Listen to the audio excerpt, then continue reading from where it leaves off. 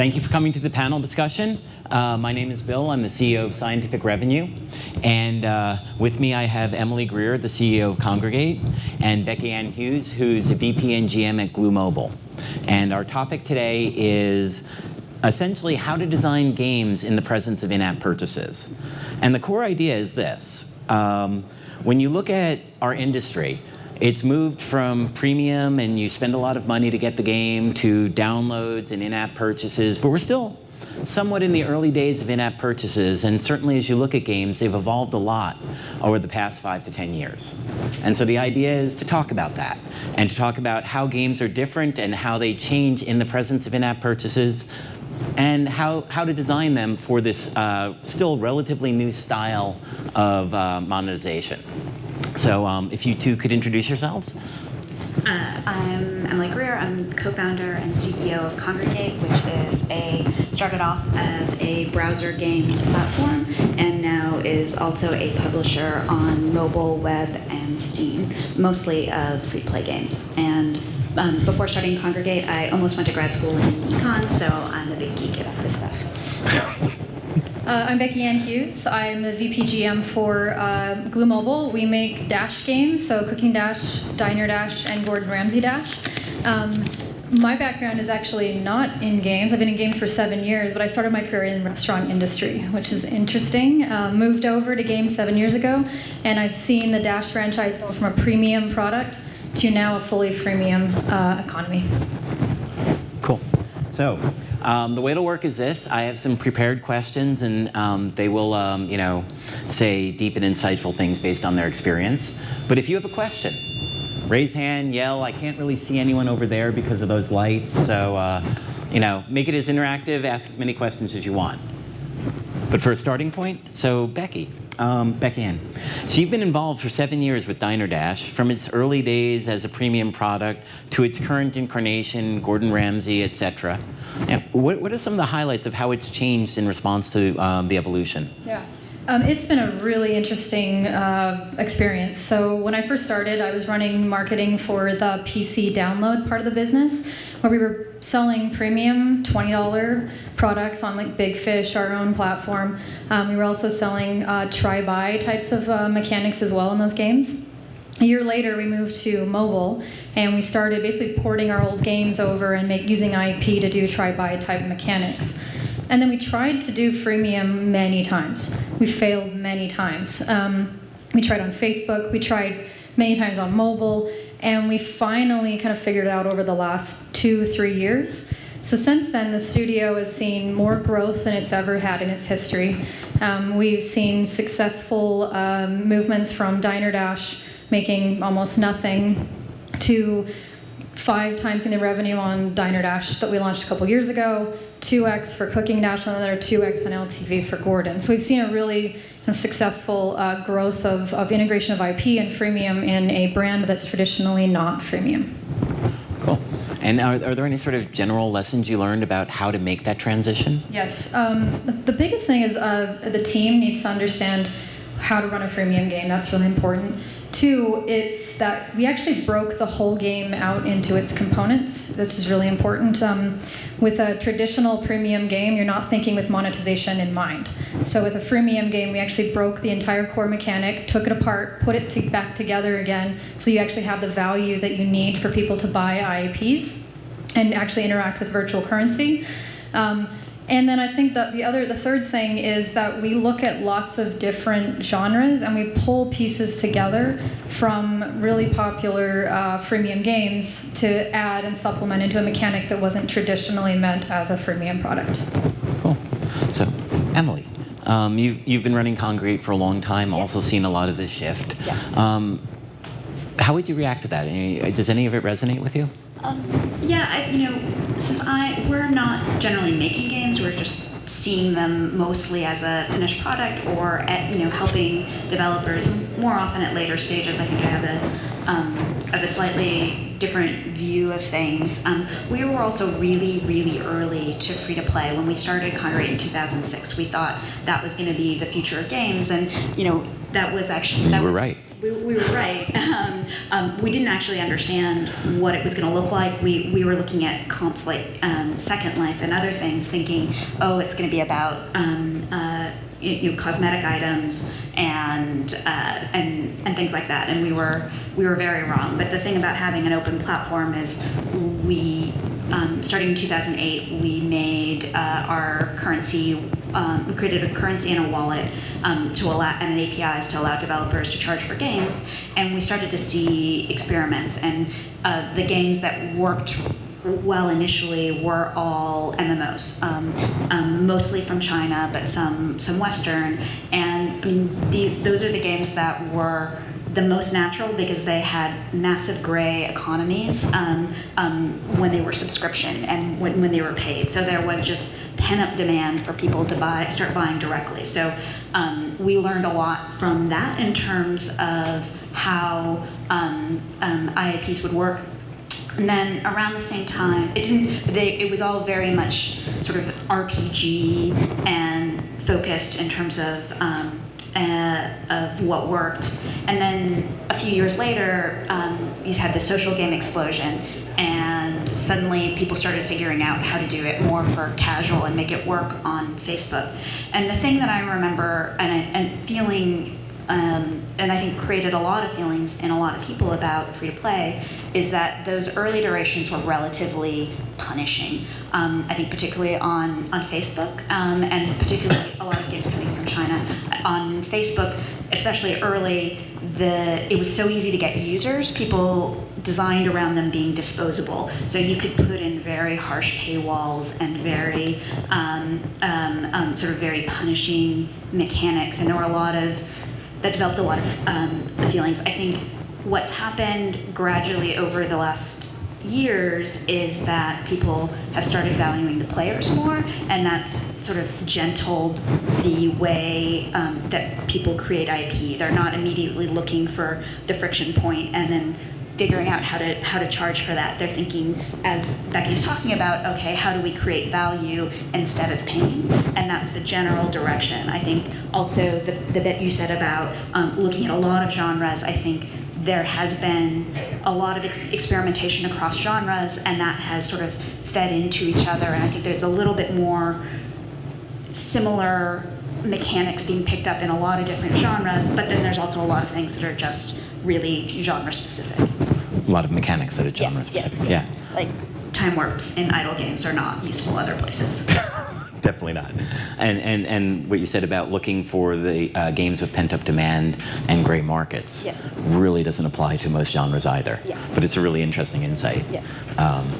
So great. So can you talk a little bit more about desktop versus mobile and the comparison there? Yeah, so the majority of Congregate revenue now does come from mobile. Some of the games that you might know us for are Adventure Capitalist, Animation Throwdown, Bit Heroes is a recent launch. So we span from towards casual to, I hate the word core, but it's the easiest thing to say. So towards in the core direction, and most of our games we're publishing cross-platform, so both on Congregate.com, mobile, and now often on Steam. And we see some pretty interesting patterns there, with certain games doing quite well on web, and other games relative to their mobile strength, and other games where it really doesn't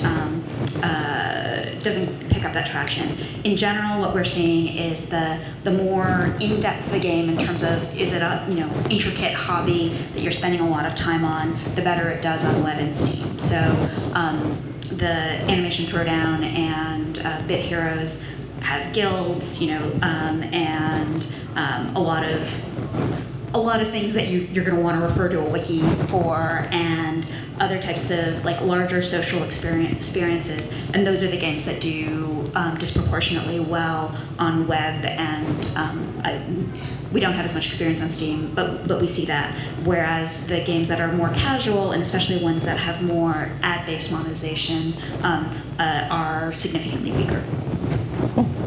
So just to drill down a little bit more, when you take apart a mechanic and then you remove the friction and you figure out where the value is being, can you give a specific example? If someone out there is saying, how do I I'm going to take apart my mechanic. Yep. Okay. So let me kind of get a story from Diner Dash to Cooking Dash. So when we did Diner Dash a couple of years ago, it was our first real freemium Dash game. For us, it was a huge experiment in, okay, well, we took the mechanic, we didn't change it that much. We added a fail-based model. So we actually followed more of a Candy Crush model, where we have energy, you have to fail, you're trying to get the player to fail. We didn't change the mechanic much, except to add goals, where you have to either succeed or fail. That didn't work as well for us. So we ended up taking those learnings and then really taking a hard look at Cooking Dash and understanding why we failed. The big thing we realized is that fail-based model is not the way to go for current free-to-play gaming. You don't want to try and tune your game to make sure people are failing. You want to actually make them feel good. So we took the core Cooking Dash mechanic and we broke down all the parts. So when you look at Cooking Dash, it's a component of anything that you would have in a kitchen, right? So you've got stove, you've got the different mechanics also with flow, your tethering, your color matching, your chaining. There's like those core components. In old Cooking Dash, you're also seating the players. So we took each of those individual mechanics and we prototyped them in different ways. So we ended up putting Cooking Dash back together in a way where all of those components within that level have value. Everything you're doing, from the food to the appliance and everything, have value. And then the actual core strategies that you play in the game are all actually tied to things that you could monetize on boosts and stuff like that, but you could also be very skilled at it. So we basically took those particular things, we put it together. The other thing we added with Cooking Dash is we added a lot of depth in itemization, which Diner Dash didn't have as much. So we took very careful about what we were itemizing, the consumable economy, and how we were putting the boosts together.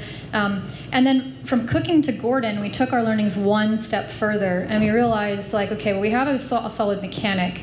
We took a lot of the strategic elements out of the game, which actually kind of made it less fun and a little bit harder. So we added some of those strategic elements back into Gordon, so you can swipe to collect. Gordon has a special, if you play it, he has a special frenzy mode. And then we also started adding PvP and social elements. That was the next step with Gordon. That was the next layer of value that we added. And that wasn't necessarily breaking the mechanic down. That was basically taking a look at the systems across the entire meta of the game, so that we're not only adding value on day 1, but we're adding value on day 365, which we're seeing with a lot of players in the game. Cool, cool. So are there any questions so far, or should we keep going? Audience? Get a mic. Just a recording. Yeah, I can also repeat the questions.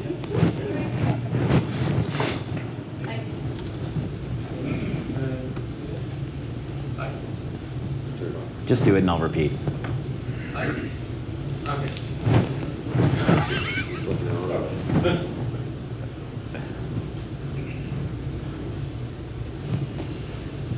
Thanks. Okay. Hi. There is a study about the in-game purchases that if you only put like five different pricing models in your game, like you only give the player the choice to pay 5 different amounts of money, then you will get higher revenue. Do you have any experience in that, or? I mean, I'll take it and then you can kind of fill in. I mean, we actually find the more opportunity to give them to spend money, the better. Okay. So it's probably different than that. Yeah, I mean, I think, I'm not quite sure whether you're asking about different things to spend on, or you're talking about different price points. Okay, so we tend to keep to a fairly narrow range of price points. But one thing we do on web, we don't have as much flexibility on mobile, is that we adjust what those price points are based on your history of spend. So if we start off just showing $5 to $100, but if somebody spends $100, then we might drop one of the lower price points and then show a $250 or show a $500. Now on mobile, because it's capped at $99, that doesn't work. But we found that that works very well, and it makes it more efficient for the player to spend money. Absolutely. So, So yeah, we do similar things where we track spend by player, and then we will have trigger points at kind of certain points that they actually spend the LTV, and we will give them special offers for that. In addition to that, in our bank, we definitely have, 10 different offers. Some of them are hard currency. We also sell soft currency. Soft currency has one less offer than hard currency, but that's just kind of, for us, how it's optimized. We actually think there's a lot more opportunity to optimize within the bank and our sales overall. Yeah, the thing I would throw out there is, this should be working. Yeah, okay. There we go. The thing I would throw out there is that for any individual player, at any point in time, a small number of offers is the right thing to do. Otherwise, you run into what's often called the paradox of choice, which is, the user stops playing the game and starts thinking about what they should buy. And then, they go play Candy Crush because it's easier. But over the course of the game and at various points in the game, a large number of differentiated offers based on, the user's spend history and engagement history, and so on. Triggering them based on user behavior is often very good. In the games we support at Scientific Revenue, they range from a 20 to an 80% paywall visitation rate. And if only 20% of your players are visiting the paywall, you need to have interstitials, you need to have splash screens, and so on. You need to have different ways of delivering the offers. So I'm not sure what study you're referring to either, but at any given point, restrict the number of choices, but overall, you need a lot of them. We also tested starting with some of those higher price points up front, and we found that scared players away. So starting with a more modest set was better, and it also protected us more from fraud, which is more of an issue on browser than it is on mobile. Yeah, and Emily doesn't cite herself, but she made some amazing presentations, and the rule about never show a player a price point greater than $99 and things like that. If you go out and you Google Emily Greer monetization, you'll get links to like this vast body of work, all of which is pretty good. So go get those slides. Thank you. Any other questions from the audience?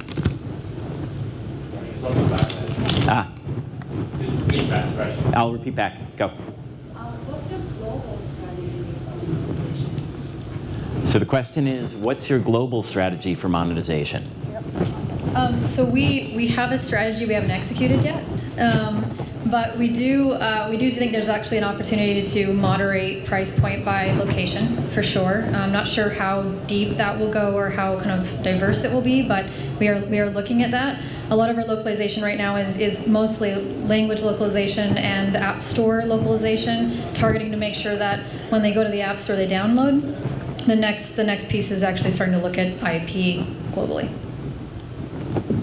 Yeah, we mostly focus on on sort of having consistent prices around Western markets. I wouldn't say that we've done that. I think part of it for us is we still don't feel like we're doing as great a job as we could on the sort of near-in localization, and that the larger localization global strategy requires both a lot in terms of events and community and IAP all together, and we kind of want to, when we get there, we want to do it all together and right, and we're not doing that much yet. So if I understood correctly, Becky Ann, you were basically talking about varying prices but not varying the game very much. Yes. And Emily, by talking about events and so on, you're talking about actually adapting the game a little bit more. Yes. So two actually very different approaches to global monetization. Is there a follow-up around that, or? So when you do localization, do you add like a new function, like a new way to charge people in different countries? Because people, how they spend money, like Japanese, they like, you got your way to spend money, but that doesn't work in US money. So do you do the localization, or you kind of like don't do that effort, just like go? Yeah, we Okay, don't wait. do that right now. So the question was, when you go into a local market, do you change the ways people spend money? And the example was, in Japanese games, there's a preference for gacha-based monetization. So. Yeah. So we do not do that right now, but it's definitely something that we're investigating and we're learning more about. I think the thing you need to keep in mind is the level of complexity you're introducing relative to the size of the opportunity. Running a game, especially a very complex game, is hard enough, and balancing it correctly is difficult. If you have a game that is at sort of a peak level of popularity in a lot of places, then it makes sense to really invest in creating a localized version. But the average game, the median game, probably even anything that's not in top 50 grossing, the amount of effort you're putting in relative to what you're getting out and is probably low. You're not optimizing for that country, but you're optimizing for your overall effort, and probably that effort is better spent on another event or building a new game. That's a good point. A lot of our localization, I mean, we focus on making sure the game is broad appeal globally. So a lot of the art style that we do, a lot of kind of how we talk about it, the messaging is tried to be as broad appeal as possible to maximize the installs that we have in the game. Oh, I don't. And there's actually a famous case study when Kabam tried to bring Marvel Contest of Champions to China. There were a lot of articles at the time about what they were doing and how they were doing it, and they invested a lot of effort for a large size opportunity, but ultimately it didn't work. The game was not well suited for the Chinese market, and so that's a thing to keep in mind. Another thing to keep in mind is that if you do exactly what everybody expects, on the one hand, that may be more familiar, but it's also less fresh. So if you take a game that is that might come in and feel innovative to them and make it more generic, that might not be helping the game. It could go either way, but it's something to think through. Cool. So we have about 2.5 minutes left. What are your thoughts on annuities and how they tie with your in-app purchase strategy? What are your thoughts on it? So what are your thoughts on annuities and how they tie into your in-app purchase strategy? We do them, but it's very, very important to balance them correctly because we have had situations where we did something that was a little too generous and we absolutely undermined the long-term spending from that. And then taking away something that is generous in a long living game is extremely difficult. We managed to do it, but I would say it can create a great stability in terms of revenue. It can create, if it's designed right, it can create more incentives to spend or a happier player overall. And either of those things is powerful, but it's also pretty easy to screw up. We use annuities as well. The thing we've found is that when we design them, it's more about retention and long-term engagement than it is about LTV. In terms of like the subscriptions we have in the game and those things. So a lot of the mechanics that you'll see are, come back, check in, and collect this thing over months, weeks, whatever. But it's definitely more about retention and engagement for us. Cool. And just to mention, I think there will be videos available, but my colleague Ted actually gave a talk on annuities this morning. So you can either follow up with him or watch the video later. So plug for you, Ted. Anyway, so under a minute left. Any quick questions? And if not, thank you both. So last question. Okay, thank you very, very much. It's been very informative.